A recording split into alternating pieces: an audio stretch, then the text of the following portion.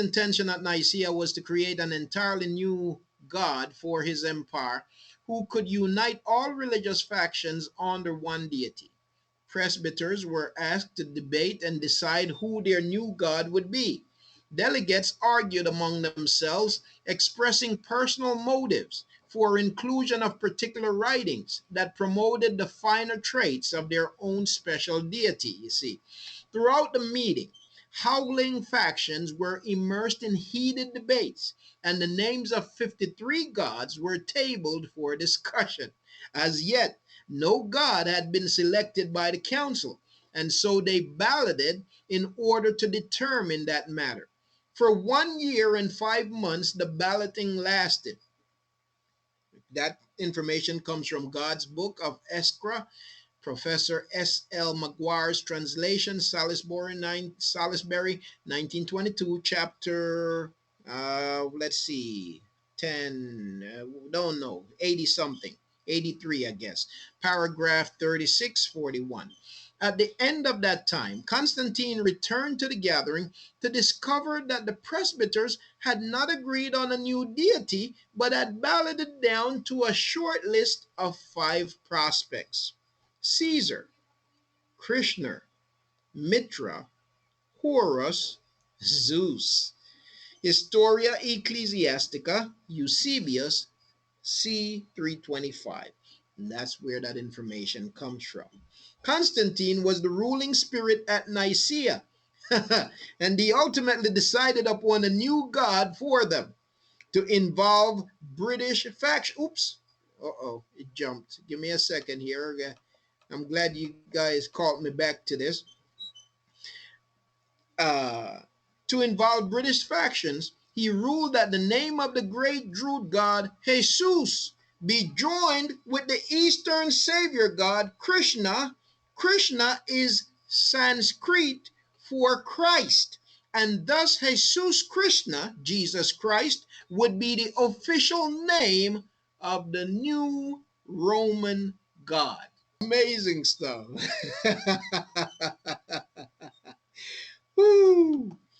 A vote was taken, and it was with a majority show of hands, 161 votes to 157, that both divinities became one God, Krishna and Jesus. Following land-standing heathen custom, Constantine used the official gathering and the Roman apotheosis decree to legally deify 2 deities as one, Jesus Christos, and did so by democratic consent. A new god was proclaimed and officially ratified by Constantine, Acta Concilii, Nicaea, 1618. That's a book. That purely political act of deification effectively and legally placed Jesus and Krishna among the Roman gods as one individual composite. That abstraction lent earthly existence to amalgamated doctrines. Let me start again. I'm sorry.